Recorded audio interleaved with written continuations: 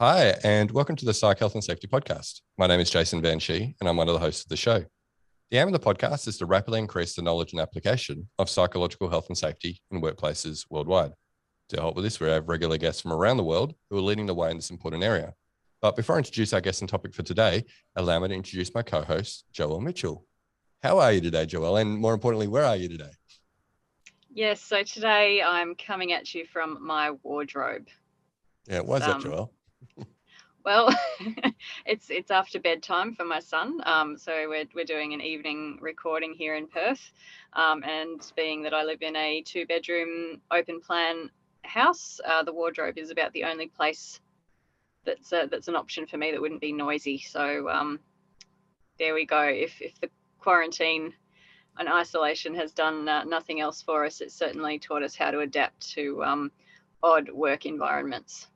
Yeah, that's right. But it looks fairly comfortable there, right? It's much larger than my walk-in cupboard, which is non-existent. But Well, I've got the camera at the perfect angle. If I move it in any direction, there's junk everywhere. So yeah, it's good for sound padding, right? very Yeah, misleading. Yes, absolutely. All of the clothes and the piles of stuff, very sound absorbent. yeah, nice.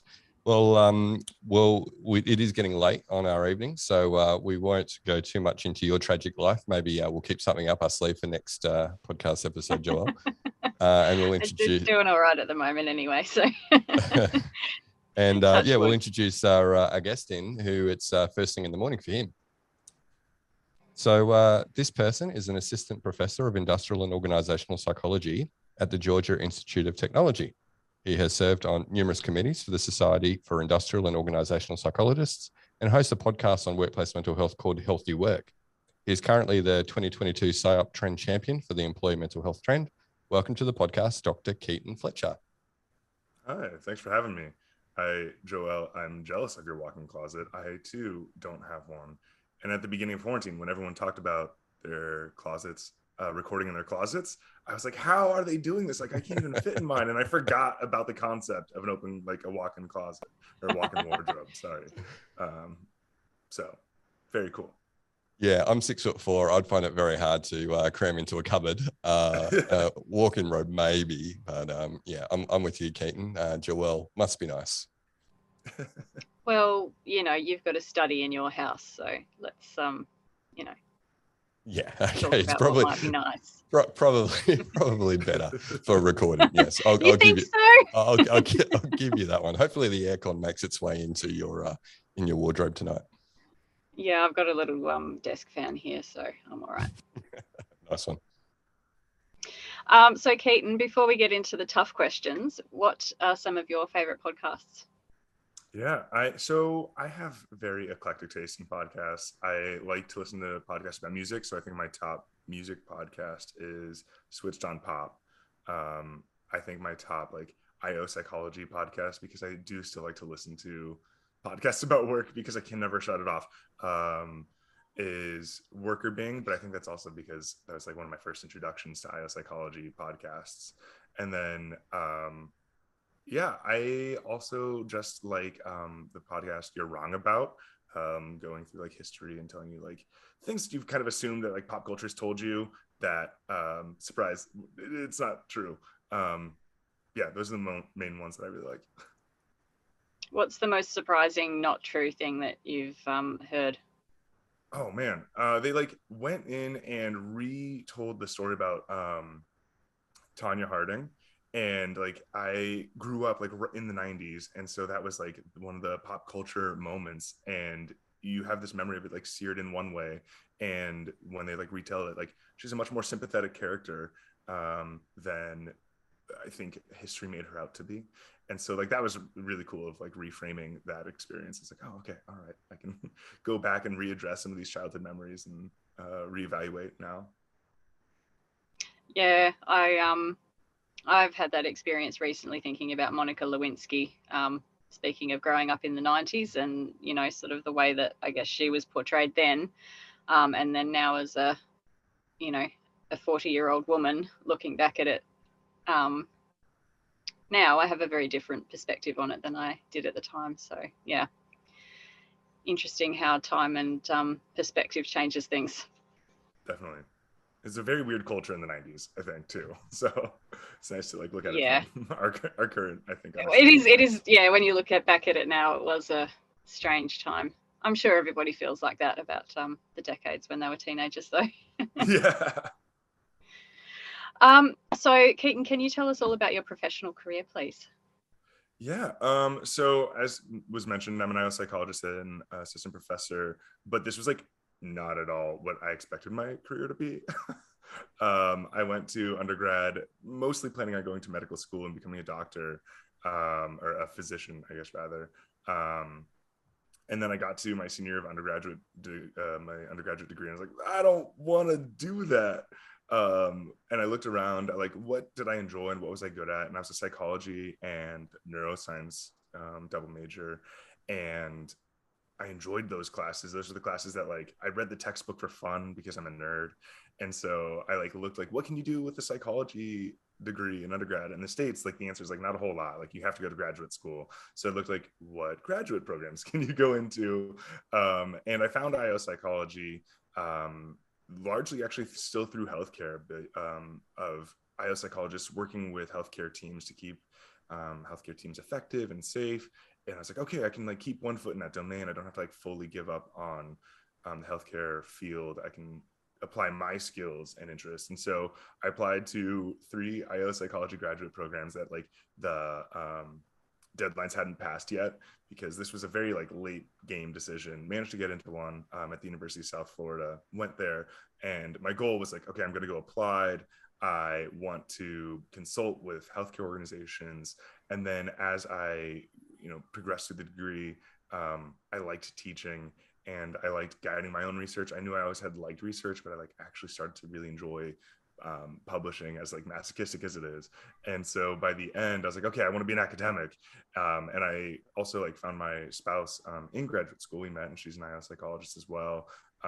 And so she got hired at Georgia Tech, and then I got hired at Georgia Tech. And so now I'm at, an R1 research heavy academic program, which is, I think, about as far as you can get from what I expected to be when I got into graduate school. So I think just like most IO psychologists, is a very circuitous path to where I am now.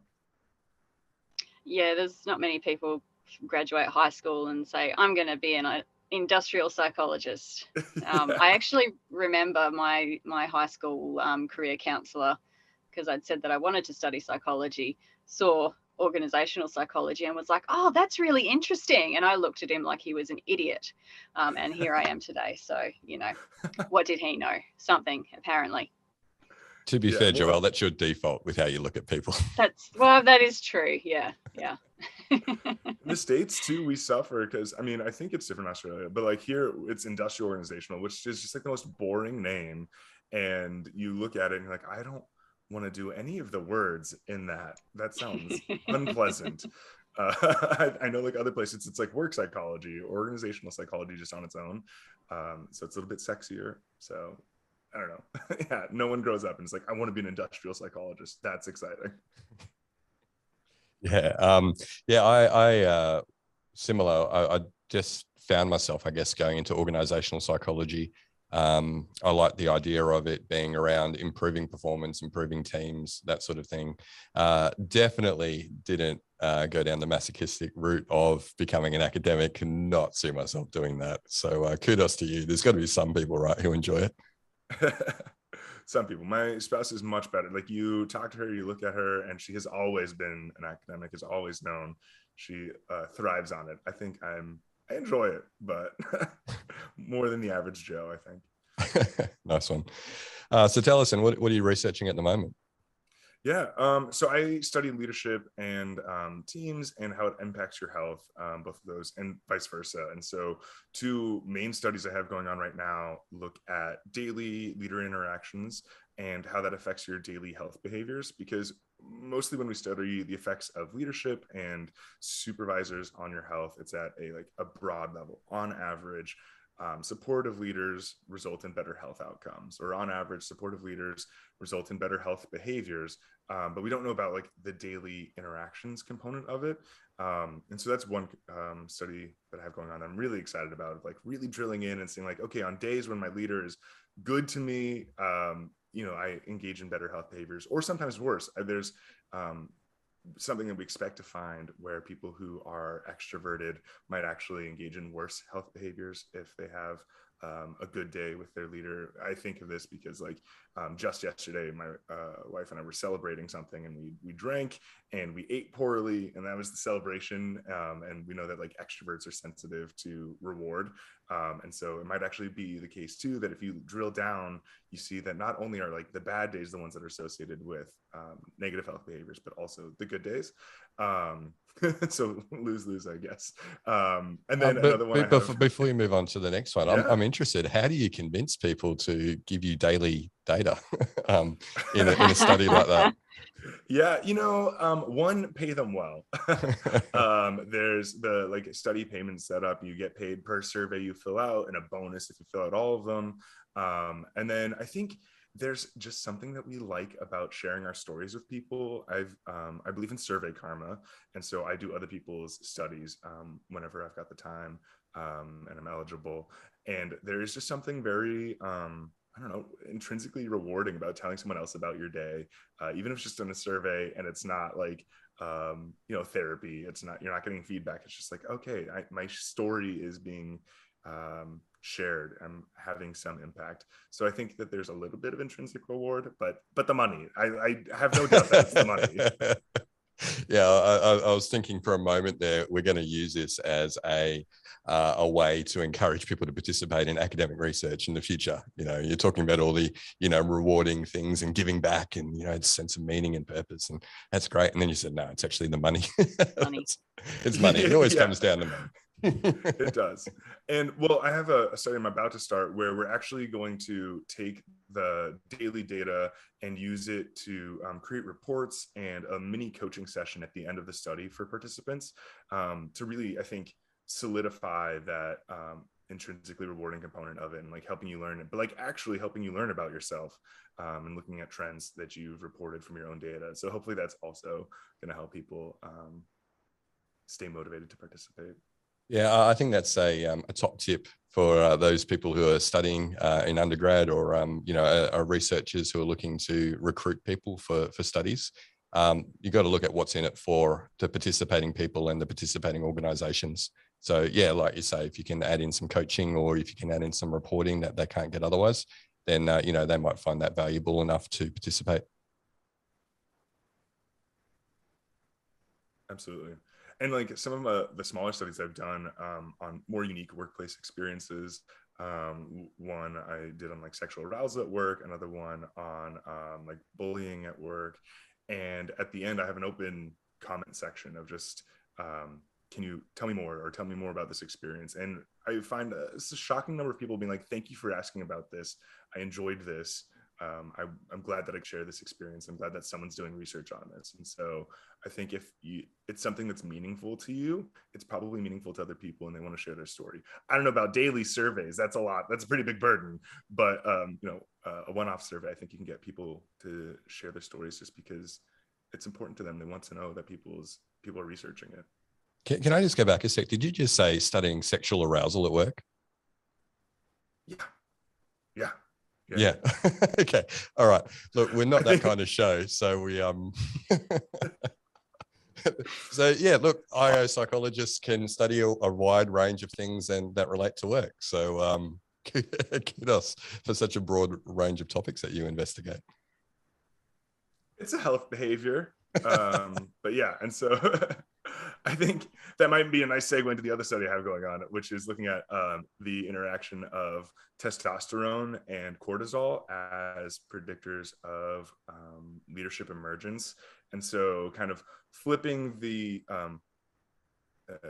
leader health relationship on its head and looking at how certain health variables, right, or certain physiological variables are actually predicting your leadership skills and abilities and behaviors.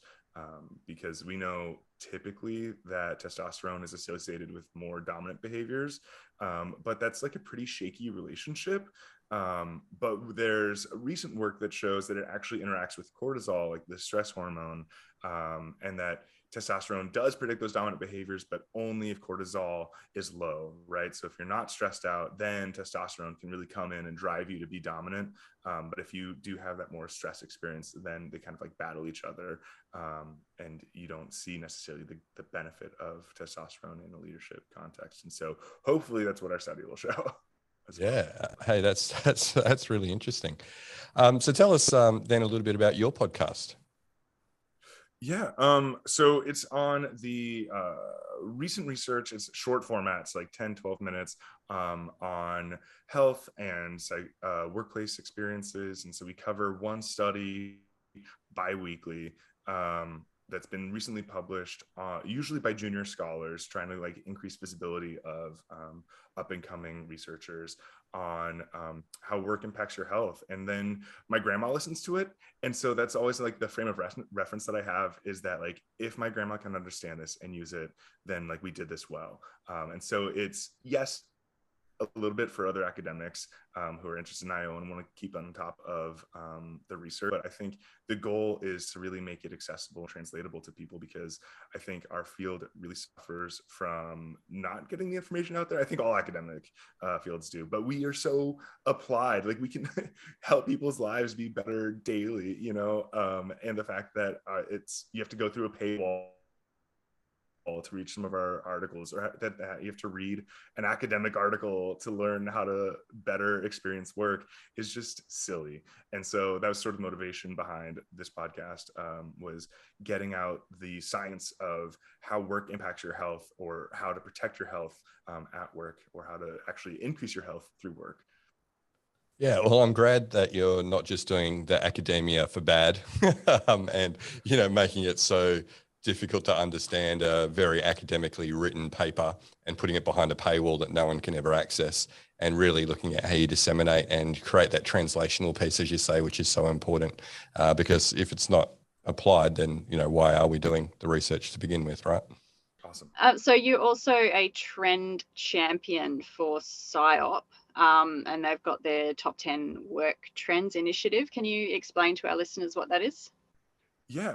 So SIOP has, I think for the past, I want to say 5 years, done a membership survey. So any member of SIOP gets emailed a link and asked what they think the top trends that they're seeing are. And this is applied people, academic individuals, and then SIOP collates this and they get their top 10 trends for that year, of where workplaces and IO psychologists are really focusing on. And then in the last 2 years, they've added in this Trend Champion initiative, where each of the top 10 trends has an assigned champion. And we do quarterly roundups where we look at in culture and also in the IO research, organizational research, what's going on in that domain, and release these quarterly publications. And I think the goal is, again, to bridge that scientist practitioner gap that we talk about in organizational psych a lot of. Again, this research is happening in academia, but our practitioners don't want to like pay for the paywall and are not actively trying to keep up on the research. And so making it digestible of, okay, here's something that we know is important, that we know is a trend. What's the research on it? What are other people doing? And what are we seeing in pop culture? Because also that, I think, can really help influence the research of if you don't know that something is important or that people are paying attention to it in the real world, then you're not going to study it. And I think that's, one of the goals is to help that crosstalk. Yeah, definitely. I imagine that academics can sometimes get a little bit blinkered in terms of what they focus on or what they think is important. So yeah, I think adding that lens of, what is society interested in at the moment is a useful frame to bring to it. So which trend are you championing this year? Yeah, this year I am the champion of mental health in the workplace, which is really exciting. It's the first time that mental health has been explicitly called out as a trend. For the past few years, I think probably since they've started doing this, but I can say for sure the last 3 years, well-being has largely been one of the trends, which makes sense with the rise of occupational health psychology. But this year, well-being is still a trend and stress is still a trend, but mental health is explicitly called out as its own separate trend. And I think we have, COVID-19 and the lockdowns and everything that's been happening to thank for that, of really increasing awareness of the importance of mental health. Yeah, so what would you say is the distinction between the mental health theme versus the well-being theme? That's a really good question. And we actually had to sit down and create those lines of, okay, well, what falls into my category and what falls into yours? And what we sort of decided was anything that's really diagnosable. If we're talking about something that you could go to a clinician for treatment, and maybe you don't have explicitly like anxiety disorder, but you're still seeking out mental health counseling for it, falls into my domain. Whereas like well-being, we're largely treating that as like more daily experiences of both positive well-being, but also daily stressors, the regular ups and downs, and regular exposure at work. And so really creating that line of, okay, well, what's clinical or maybe just slightly subclinical is mental health, and then what is more of your daily exposure and experiences, and that's more well-being broadly. Yeah, okay. All right. That's that's an interesting way to draw that distinction. Yeah. Yeah, it makes sense to you. I think the other component of it that might be also giving you pause is that well-being is a lot more all-encompassing, right? We can be talking about physical functioning, we can talk about broadly positive functioning and job satisfaction and organizational attitudes, whereas mental health is like really just focused on mental health of again, like clinical disorders and the psychological experience of that. But that's a little bit more of a narrow focus, which I really appreciate, because sometimes if you have too broad of a focus, the importance of those minutiae get lost. And so when you're just generally talking about well-being, not calling out specifically mental health, I think can do a disservice to that push of the importance of it. Yeah. And often we see there's a conflation between, I guess, physical well-being activities. Like we always talk about the fruit bowls and yoga as examples. And then, they often are rebadged as mental health initiatives. And, there might be some benefit for mental health, but I guess focusing on mental health specifically rather than the all-encompassing well-being type activities, probably will come up with better interventions that, are much better for improving mental health. Exactly. Yeah. Did you say stress was another thing? So you got well-being, stress, and mental health? Yeah. So, I mean, stress, I think crosses a little bit both my line and the well-being line. I don't think it's called out specifically this year as its own separate trend. I think it's been wrapped into the well-being trend, but it certainly plays a factor. I can't write about the mental health component, and I'm sure that might be Mariana, who's writing about the well-being, can't write about well-being without talking about stress. It's everywhere. So yeah, absolutely. So part of the Work Trends Initiative involves quarterly reporting. Before we discuss the findings in your first report that you published, can you share how you go about compiling the information to inform your findings? Yeah, I've actually really found the process enjoyable, and it's, I think, made me a better researcher. So I have news alerts and Google search alerts set up for well-being from the last time I was a Trend Champion, but now mental health, anxiety and depression, all in the workplace. And so then I scour the news and see what's going on in the real world. What are people talking about? What are reports that are being released that we don't necessarily talk about in academia or typically cite? And then separately go through recent publications in IO journals, looking at any sort of related publication on mental health and formerly well-being. But and is there crosstalk there? Is there parity? Are we seeing that what's being published in academic journals maps onto, in some capacity, what's going on in the real world, or is there just a total disconnect? And at least right now, not seeing a total disconnect, which is thankful. I'm grateful for. That's a good sign. But certainly they can be a lot more closely aligned, I think. Yeah. So how do you distribute the reports? Yeah, so SIOP publishes the roundup on their website. They release a link to it in the news briefs that they send out, and then they'll also push them out over social media. For sure, there's always a big push every time we release one of those. But they're housed on the SIOP website, easily accessible, freely accessible for anyone, which is nice. Yeah, no, it is nice when there's things that aren't behind a paywall or require membership for or whatever. But is that then mean that it's targeted at org psychs in particular, or are you trying to seek to distribute that to a broader audience? So that is the main audience, is people who are organizational psychologists, but across that aisle of academics and applied, to really, again, increase that crosstalk and break down that scientist practitioner barrier. But that's not to say that your average hiring manager or human resources manager wouldn't find it interesting and useful, or even your typical employee, especially for I think my trend, and was the well-being trend with Mariana. I think those are directly applicable and, again, accessible for your average worker. But the main audience is for organizational psychologists, again, to just stay on top of what's being published and what's being done in the real world. Yeah, look, I think a lot of our listeners would appreciate that as a resource. Many of them, after listening to a couple of org psychs, or I should say, sorry, one real org psych and one registered psychologist who doesn't have the specialist title. I should probably just get the specialist title. But he's not bitter about that at all.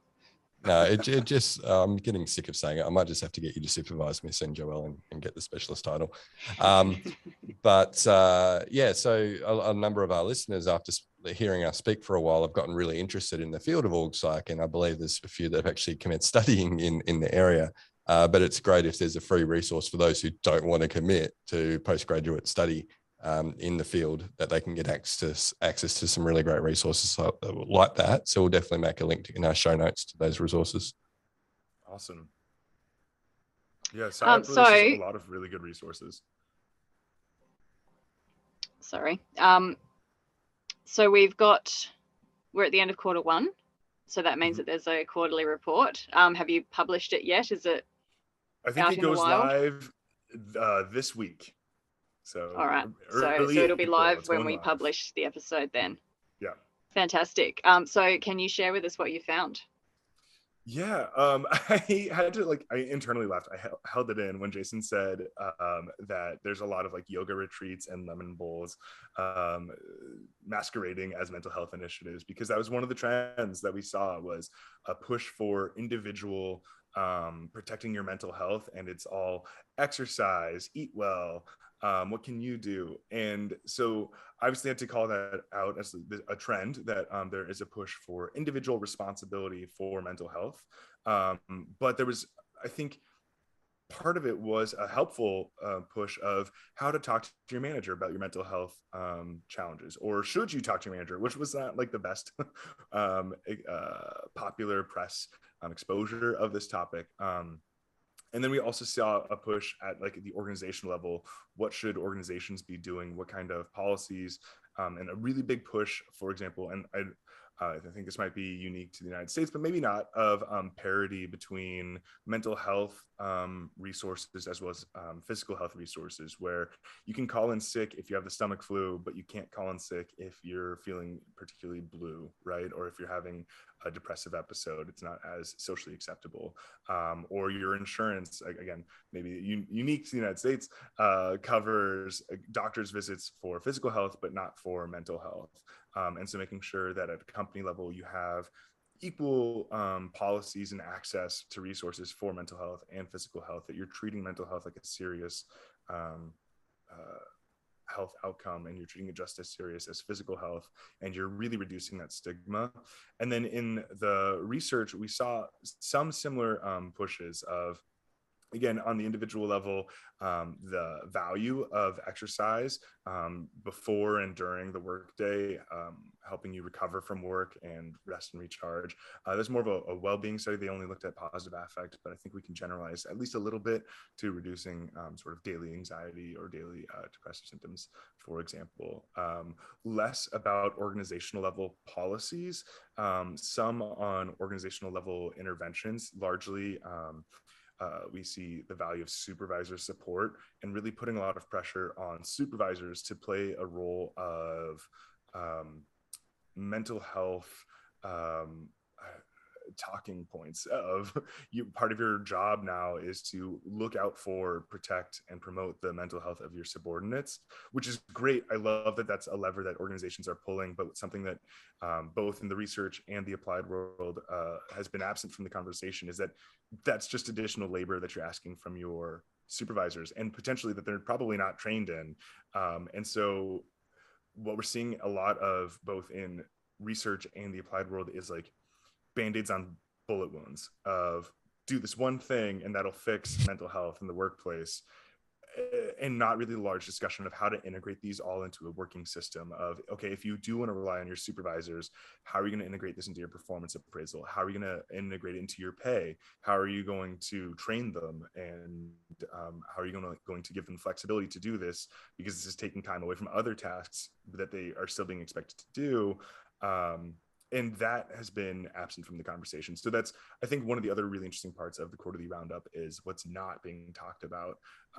And so we've been dancing around, like I said, the Band-Aids, but I think kind of ignoring the bullet wounds. And then obviously COVID, we're still talking about the long range impacts of COVID, whether it was having COVID or from the lockdowns. Research is coming out now from that period, but also now anxiety about going back to work. And how to address that and deal with that. And have you, so that's quite interesting, and I'm glad to hear that you're able to, I guess, call out where you feel that there are, people aren't concentrating on the right things, or that they're sort of missing the point a little bit. So it's good that you've got the opportunity to do that, as well as sort of report back on what's being talked about. What about the this whole concept of the Great Resignation? Is that something that's come up this quarter? Yeah. Oh, yeah. Yeah, definitely. And again, I think because of just the boundaries that we've had to draw for the different trends, there wasn't much that really looked explicitly at mental health and the Great Resignation. Which was interesting. There was certainly, I think, a lot with general well-being and resignation of people are leaving their companies because they want to go somewhere that they're valued, because they're being underpaid, because there's too much stress in their workplace for what they're doing. But the case hasn't been made, and I think it should, absolutely, of the impact on literal, tangible, mental health outcomes of the workplace. And that could be a motivating factor for why people are leaving, and could be a competitive advantage for organizations if they're offering parity in mental health or have a strong culture around mental health, and that they're also not discriminating based on mental health and job applications, right? I think sometimes we either intentionally or incidentally collect data on mental health, and might be either intentionally or accidentally selecting people based on that. That's one of the things I didn't get to talk about in the roundup because they're supposed to be super short, but I find super interesting of are people not being hired because they have mental health disorders or subclinical symptoms of mental health disorders that aren't protected, right, from discrimination. Yeah, and I guess even if they don't disclose those, there's still the dreaded career gap on the resume, right? Like if you've taken 6 months off because you've had a depressive episode, what did you do during that time off? Well, I survived. Yeah. That's how do you talk about that in an interview and expect to get a call back? Exactly. Keaton, I'm interested to know, do you cover burnout under mental health stream, or is that under the wellbeing stream? Both. So this, I was gonna say I love burnout. I don't love burnout, but the concept of burnout, because you do have it as like certainly a well-being, and largely in our research, we treat it almost as like just a daily hassle that people deal with, which is like, oh, you're burnt out. But it's like also clinical, you can diagnose burnout, right? And so it plays this really interesting dual role.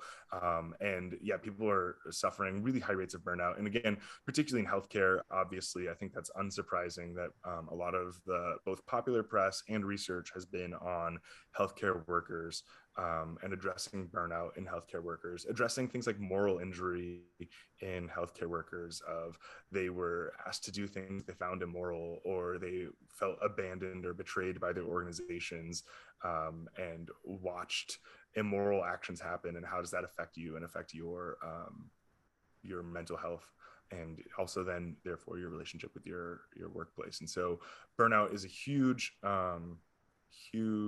variable and huge topic that I think spans a lot of the different trends, and it's that one won't ever formally be bound to just one of us. We've all got to touch it a little bit. Yeah, because burnout is something in particular that we focus on, and definitely when talking to US-based companies regarding mental health, it comes up as a topic quite a bit. What's your thoughts on? Because there did seem to be a trend in the popular press, at least, about giving people a 1 week break to cure burnout. What did you think about that as intervention? Yeah, I think Band-Aid on a bullet wound for sure. I keep coming back to that. For some reason, that's like the metaphor I have in mind. But I think we know in occupational health psychology, through our training, it is much more effective to not expose people to stressors than to expose them to stressors and then hope that they can deal with them, or when they don't deal with them, then try to treat the outcomes. And so I think here's like a 1 week break, go deal with your burnout and then come back, is like the worst example of that third level of like, we've exposed them to the stressor, they haven't now officially like failed to cope with all of these stressors and have negative health outcomes because of it. And so then we try to treat it, but not even really well. We're just saying take a week off and figure it out yourself, and then come back and expect it to all be hunky-dory. Would not recommend. Let's go to the root of the cause. Like, why are we causing burnout? And I think, one of the main things is overload, right? People are being asked to do a lot of work for probably not a lot of pay, right? That we're investing a lot of resources in our jobs, but they aren't necessarily being invested back in us, right? And I think one of the, I don't want to say easiest way, because that makes it sound like a simple solution, but is expand your workforce and like redesign our jobs and really go back to how can we make these jobs not cause burnout. And I know it's a challenge because human capital is never listed as an asset, right? It's only ever listed as an expense. And so if you're reporting to shareholders, you're reporting to the board, any investment in people in the short term looks just like a cost. And saying like, okay, well, we have this really small cost of giving our employees a week off is palatable. But saying, okay, but we expanded our workforce by double, right? Or even by half, is maybe not a palatable expense when you don't see it also listed as an asset. And so I think a huge change that needs to happen societally, and like this is again a really hard thing to do, is think how we think about employees and how we think about them as assets rather than just expenses. And that I think is going to be a much more effective way to treat burnout than just giving people a week off. That's not the best way to handle that. Yeah, Joelle might have been quite vocal on a professional networking site regarding her distaste, or disdain, I should say, of companies using that as their go-to, it seemed like, during the pandemic to deal with burnout. Yeah. I wouldn't have done something like that, Jason. Someone's got to. Yeah, someone's got to call it out. So yeah, Joelle doesn't mind, and I heartily support her. So you've also been working with a group of CEOs through SHRM. What insights can you share about where CEOs are focusing at the moment? Yeah, this was a really cool opportunity. I got invited to an inaugural session on mental health in the workplace. So the Society for Human Resource Management recognized that mental health is an important topic, right?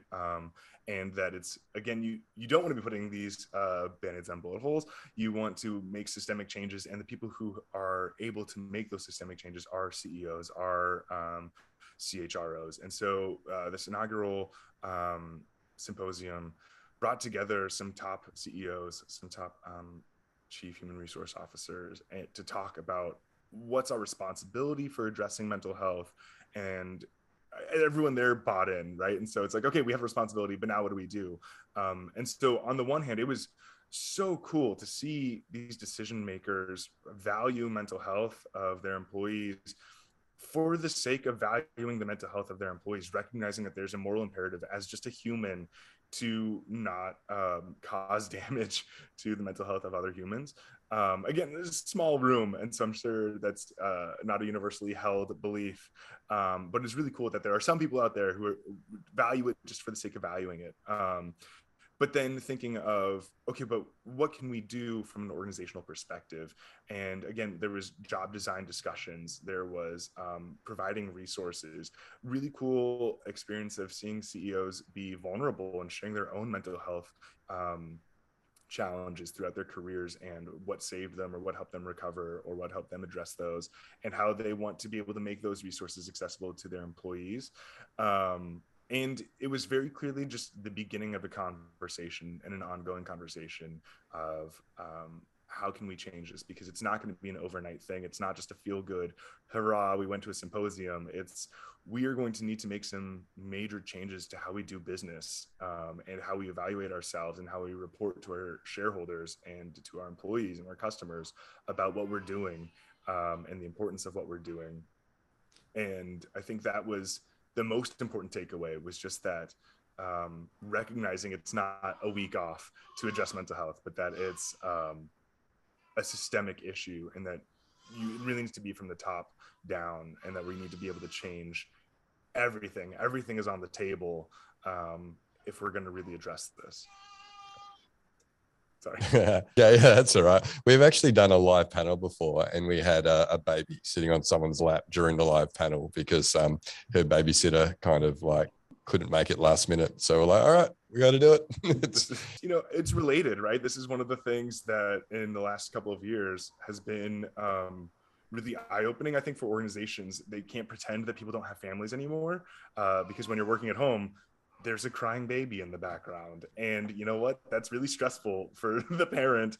And I think this was bringing it back, sorry, to the top trends, is that one of the things that keeps getting brought up is gender disparities, right? Of largely this has hit women a lot harder. We know that in the States, at least, it's hit people of color a lot harder, people with disabilities a lot harder, and people with children a lot harder.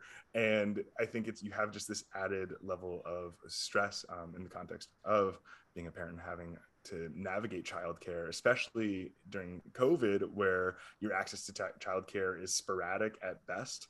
And how do you do a meeting with a crying baby? And like, I've had to lecture with a crying baby in the background, and it is a very stressful experience for me. I think it's stressful for the students. And I think it's important, though, to recognize that like people are whole people, that they're not just cogs in a wheel in the workplace, and that it should be okay that you have a baby, right? And it's recognized that you're a parent.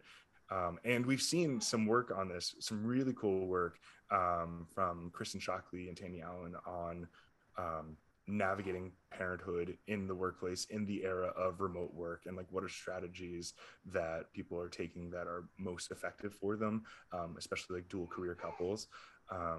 Sorry, I know this was like a sideline and not all. Yeah, no, it's an interesting sideline, and it's worth talking about for sure. Yeah. So do you think CEOs are thinking of their people as actual human beings these days rather than just human resources?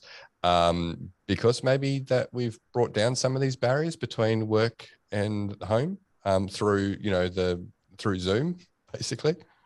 I would love to think that. I think I don't think that that's why. I wish that was why. I think that's helped managers think about their employees, and like the broader culture of collaborations across businesses. I think that certainly played a huge part of it, of like, we're all just in this together. Show me your dogs. I know that your cat's going to jump on your laptop while we're doing this. That, like, we're in it, it's fine.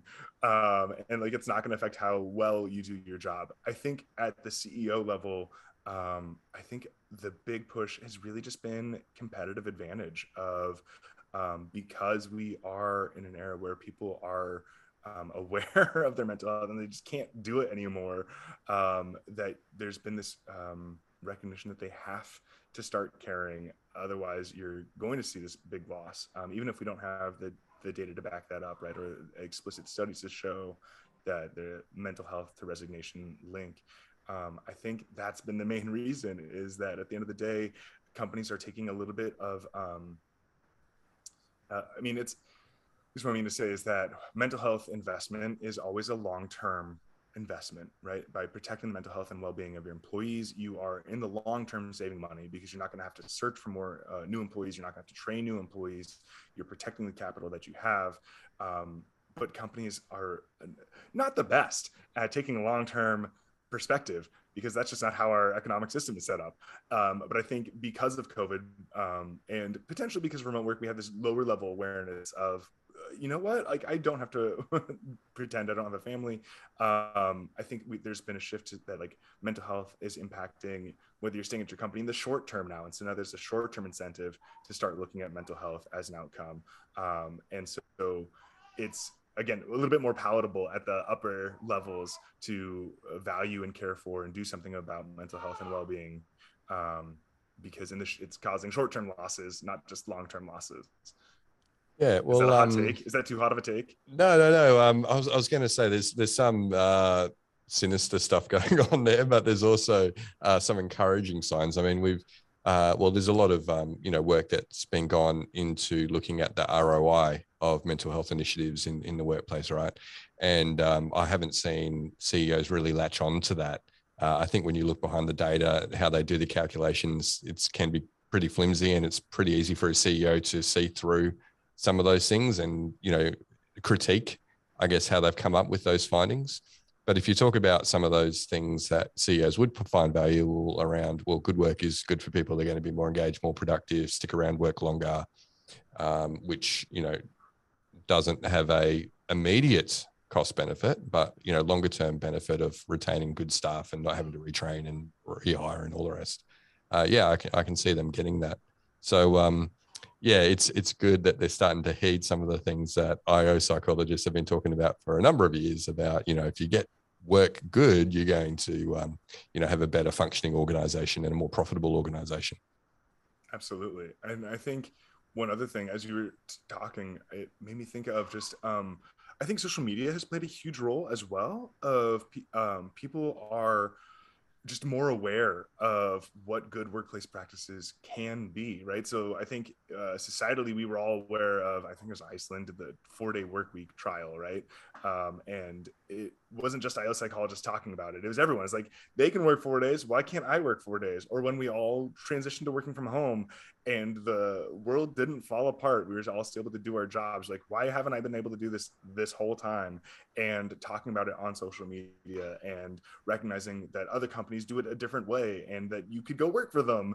And so I think that's also been a huge change, is just that workers are talking to workers and talking to workers outside of their companies, outside of their countries, and have access to information of what it could be like, or some potentially different approaches of good work. Like you said, I love that term. I love that term, good work, because we really want to design good work. And I think companies should feel a little bit of pressure to design good work. And maybe they are, to an extent now, feeling that.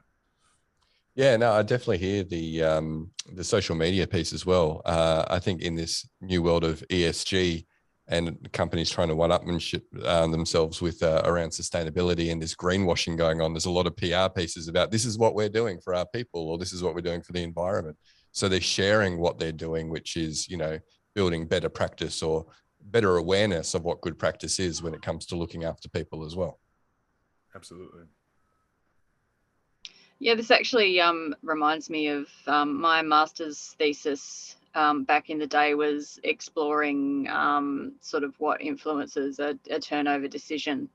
And it was sort of this process of, sort of feeling a level of dissatisfaction with where you were and forming hypotheses about, what other alternatives are out there, and then you actually go out and test those hypotheses through interviewing, through looking for jobs, and sort of testing the market to see whether what you're currently experiencing is actually as bad as you think it is, or if it's actually comparatively good. And so I guess what you're getting there from social media is a much broader data set through which to test your hypotheses about your current work situation. So that's quite an interesting aspect to that. That's awesome. I remember studying for my comprehensive exams. One of the things that like really stood out to me was also about turnover, but like the shock to the system model of like, there are people who aren't actively looking to turn over, but then something happens and they're like, why am I still here? And then they start doing those hypotheses. And I think that social media can also serve that of like, I didn't start my day looking to think about how bad my job is, but then I saw this thing that you posted and like, that seems cool. And why do I not have that? And that triggers that because you're just passively exposed to a lot of that information that I think 10 years ago, 5 years ago, you weren't. And so I think that might be a huge process. There was actually an estimate that I came across in the quarterly roundup that like 70% of the workforce is like passively on the job market and like willing to leave. And I think that like that should be scary as a company. Like, what if 70% of your employees turned over at the same time? Like, obviously that's not going to happen, but it could, right? Like that might be the case. And I think that social media plays a huge role in along every step of that process of the turnover experience. Well, I mean, that's certainly a statistic to build into your business case for improving the working conditions, that 70% of your employees are sort of just casually considering that they might leave. Jason, are you afraid? Where are you going to go, Joelle? That gives you as good a place to work and as good a boss to work with. I don't know. I can't imagine either. Yeah. So Keaton, thinking about listeners who are sort of wanting to make a business case to support this more upstream approach to preventing distress that leads ultimately to mental illness, what suggestions can you offer them to build into that business case? Yeah, I think the best thing to do is really drill home taking a long-term approach. We've seen the market really be saturated with short-term approaches because again, that's how our reporting works, right? You quarterly report your profits and your expenditures, and that's what goes into the stock market, for example. But I think there's room for a strategy that takes that long-term approach. There's room to capitalize on that and be a different company and create a market in that realm that hasn't really been exploited. And if you put it in those terms of like everyone else is doing the short-term strategy and I think we've saturated that. Let's take this long-term strategy. And you know what a really good long-term strategy is like keeping and retaining your employees and making sure that they are functionally, maximizing their output. And one way to do that is protect their health and well-being, protect their mental health. And here are some things that we can do from the top down, and really aligning your entire human resource management with that perspective of, okay, we are long-term oriented and we are worker oriented. Those two things go hand in hand, I think. And so I think that's probably the main one, is really getting companies to shift their perspective to long-term and really advocating for that being a competitive strategy of cornering a market that is under exploited right now, cornering a strategy that's underexploited. And then I think, as we've been talking about, if that fails, making the short-term case, which right now, because of the Great Resignation, I think is a lot easier to do than it was 6 months ago, a year ago, of, okay, fine, don't take the long-term case. But in the short term, like if you don't make major changes, you are going to lose. Or if you want to win right now, if you like advocate for all these policies, you realign your strategies now, all of these employees that are passively looking, all these employees that are actively looking are going to end up here, and you're going to have your like pick of the cream of the crop, because other companies are sleeping on these strategies that even in the short term will attract top talent. I think that's the business case, and it's easier to make now than it has ever been, I think. And so we have to strike while the iron's hot, because if you can really get companies to shift and align everything together, then you're not at the whim of just who's the decision maker, right? Like the thing about the CEOs with SHRM was awesome, that like these people thought it was important, but if they turned over and the next person didn't, then maybe their company wasn't represented there, right? But if you make the changes now and embed them in performance appraisals, embed them in hiring processes, job descriptions, in compensation, that's a lot of work to undo when you have turnover at the top. And so I think that's the strike while the iron's hot, make these changes that will both have short-term benefits and sell that case and say like, this is the moment to do this, but then also have these long-term benefits. And then again, I think exploiting that market of no one else is thinking long-term right now.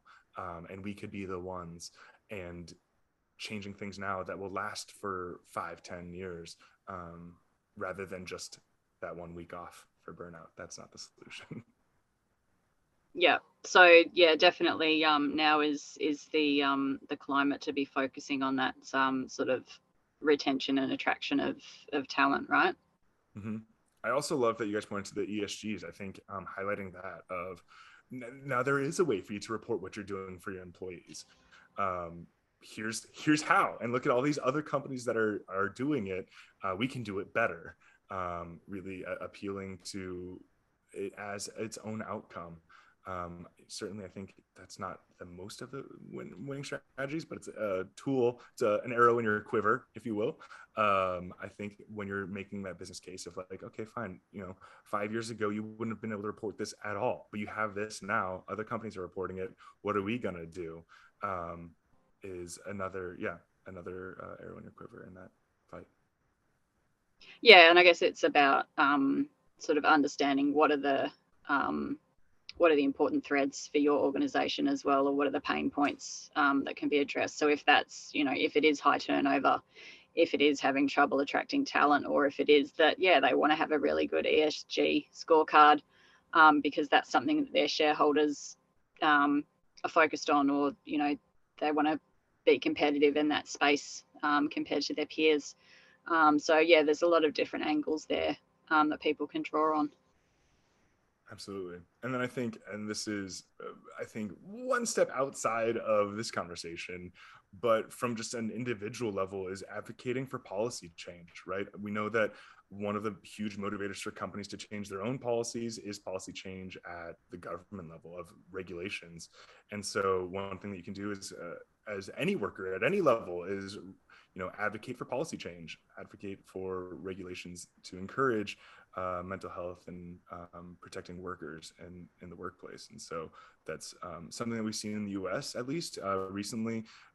There's been 2 different policies. Biden said that national investment in mental health in the workplace. I think it's mental health broadly, but like obviously the workplace is a huge component of that. You spend a third of your waking hours in the workplace. And then also a law passed for mental health research and outcomes specifically for healthcare workers.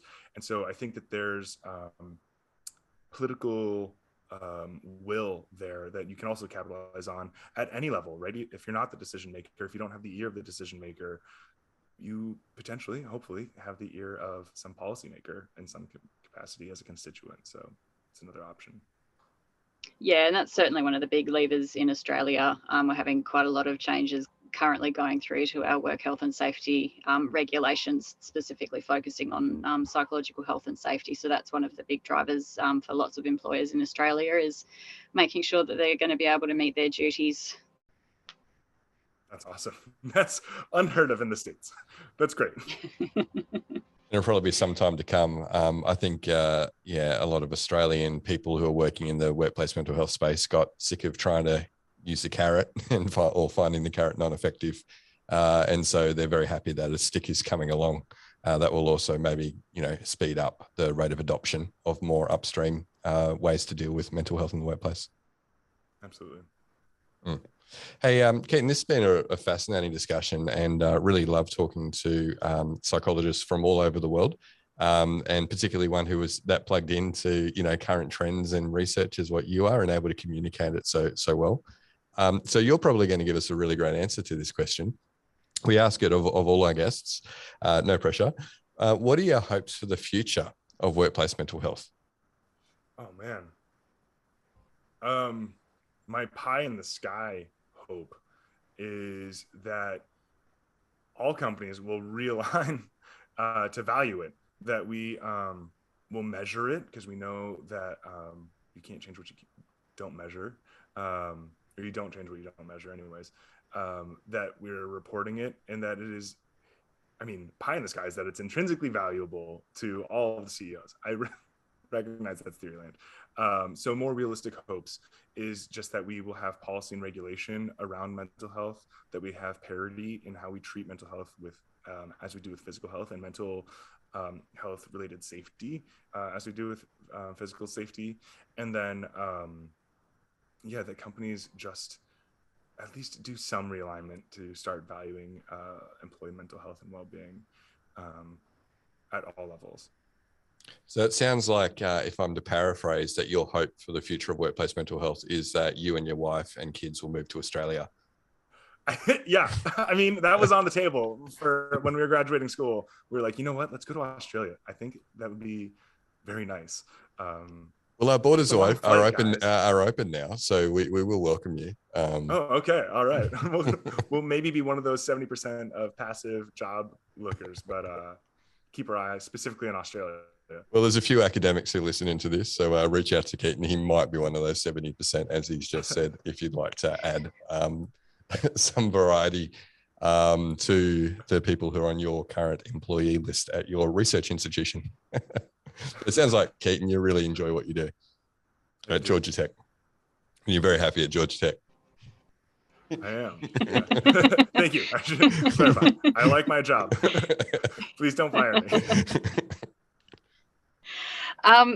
So Keaton, the last question that we ask all of our guests is any words of advice that you have for listeners who are considering working in the field of psychological health and safety?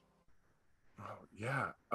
Learn all that you can about it. And there are so many good free resources that I think are just under explored. This podcast, I think, is a great example. If you're listening to it, like you're taking the right first step, I think you can go to SIOP's website or to SIOP Bridge Builders Instagram and look at their link tree. There are a lot of really good resources there to explore and just to look at. And then also just reach out to people. This is something that I think is, I'm a first generation college graduate rather. And I thought that there was like air of untouchableness of college professors, but now that I am one, just email me, man. Let me know what your questions are. Like, and if you're excited about what I'm doing, I'm excited. Like that someone knows about what I'm doing that isn't just a fellow academic, that's great. And so if you're interested in, any of this, then reach out to researchers. And I would imagine similarly, you could probably reach out to people in the applied world, though they might be a little bit harder to find and harder to track down, and just pick their brains. Researchers, good luck getting us to stop talking once you get us started. But I think that's a really good way to just learn more about the field, learn more about what excites you, because it's so varied. You can do so many different things within this domain and still have that impact on worker health and well-being, and on changing the workplace to make it a happier, safer, better place. And it can look a lot of different ways. And if you don't know that before you get into it, you might be like disenchanted with the entire field because you don't want to be an academic, right? And then you get there and you're like, oh, there's so many other things I can do. So reach out, use those resources that are freely available, and just explore, play around. Fantastic. You're obviously really, really passionate about what you do, which is lovely to see. So thank you so much for coming on and sharing with our listeners today. Thanks so much for having me. It was, I think this is a really important topic, and I really enjoy this. And I enjoy, if not actually digitally making it to Australia. So this is fun. Yeah, well, if you can make it to the West Coast, which is another flight again, you're more than welcome to come and grab a beer with us. We'd love to show you around the country town that is Perth. All right, I'll take you up on that. Yeah. Hey, Keaton, been great having you on. I'll echo what Joelle said. It is really great, being able to speak to psychologists all over the world. Maybe off air or in email later, we'll follow you up and see if you've got any other recommendations for other IO psychs on your side of the world who might want to come on the podcast and talk about, how we can make work good for people's mental health. But yeah, thank you so much for coming on today, mate, and sharing some of your research and what you're doing with SIOP. Absolutely. Thank you so much. Hey, so that brings us to the end of today. So don't forget that we do video these things over the Zoom when we are recording with our guests. So you'll be able to check out the video if you'd prefer over the Flourish DX YouTube page. We'll also take out some of the clips from today and we'll put them on the LinkedIn page for Flourish DX as well. While you're over on LinkedIn, as Keaton was mentioning before, if you want to reach out to myself or Joelle, Keaton, you're probably on LinkedIn as well, I'd imagine. Mm-hmm. Yep, that's another way that you can reach out to people if you want to connect and continue the conversation, and we're all happy to do that. So feel free to do that. But that brings us to the end, listeners. We'll catch you next episode.